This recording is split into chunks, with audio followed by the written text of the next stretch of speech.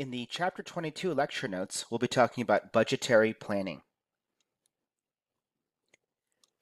In particular, a budget is a written statement of management's plans for the future, and it's expressed in financial terms.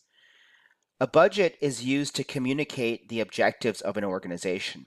So a budget is like setting a goal for the future in financial terms, and it's going to promote efficiency because if people know that they can only spend a certain amount of money, then it's going to create a situation where they're forced to be more efficient. Budgeting is also known as a control device because with a budget, you can evaluate performance.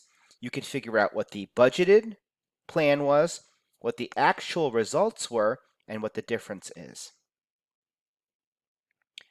So again, the benefits of budgeting is that it allows you to plan ahead because it's a plan for the future.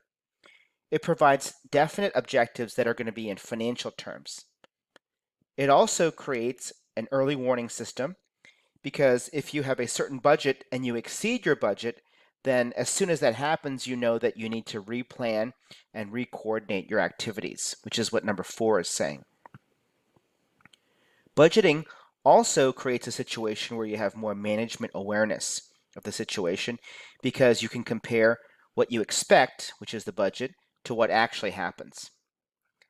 And finally, budgeting is going to motivate personnel to do better because you can create a lot of different budgets. Budgets can be made for cost, but also for revenue. You can create a sales budget. So people are supposed to sell $10,000 of items per month. That would be an example of a sales or revenue budget. When it comes to budgeting, we have two types of budgets. We can have what's known as the operating budget. An operating budget is very simply anything that would be on an income statement. So anything that would be on an income statement. So for example, a sales revenue budget is an operating budget because sales revenue is on the income statement. A selling expense budget would be an operating budget because selling expense is on an income statement. Financial budgets are anything that would be on a balance sheet. So for example, a cash budget would be a financial budget because cash is on a balance sheet. Property, plant, and equipment budget would be a financial budget because property, plant, and equipment are on a balance sheet. Now together, operating and financial budgets together are called a master budget. Here you can see a depiction of the different budgets. So everything together is called the master budget, and you can see what the operating budgets are. So sales budget, that always comes first. Sales revenue budget, that would be obviously something that's on an income statement. Production budget is an operating budget. And at the bottom, you can see financial budgets include the cash budget, capital expenditure budget, and together, both of these things are called the master budget.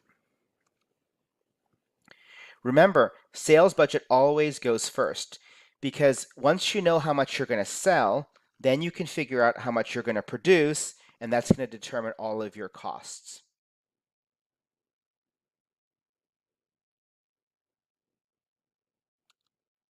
So here's an example of a sales budget.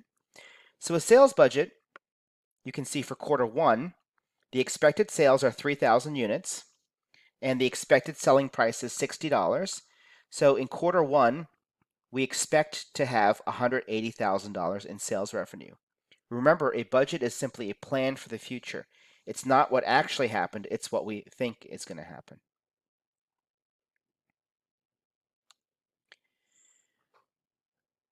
The most important budget to think about is called the production budget. The production budget determines how many units you need to make or how many units you are going to require.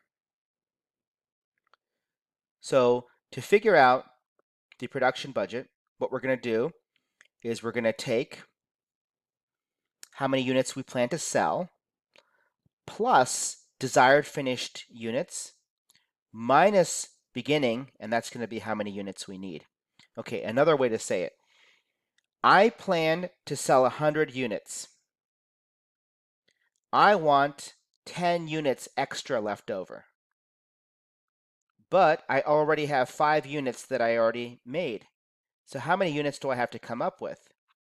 That would be 100 plus 10 minus 5 is 105.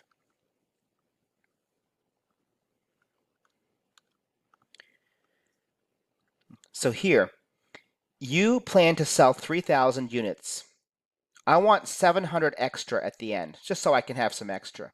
So that means I need 3,700 units. But I already had 600 units already finished here, so now I only need to make 3,100 units. Notice that the ending here in period 1 or quarter 1, we have 700 units finished goods at the end, ending finished goods. Then isn't that the beginning finished goods the next period? In quarter 2, I have a desired ending finished goods of 800. So the beginning in quarter 3 is 800. Here, the ending is 900. 900 units is how many units I have at the end of quarter 3. So that's going to be the beginning of the next quarter.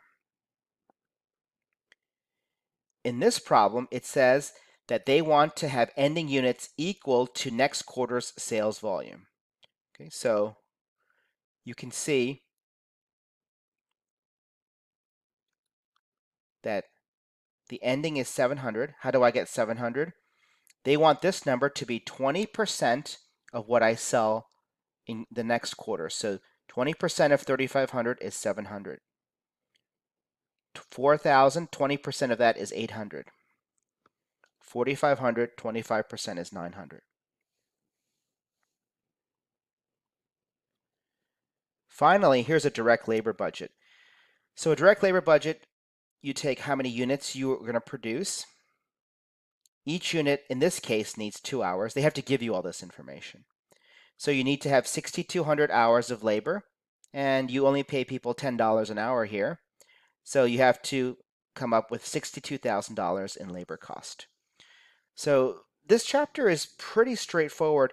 Just try to do the problems, and if you have any questions, let me know.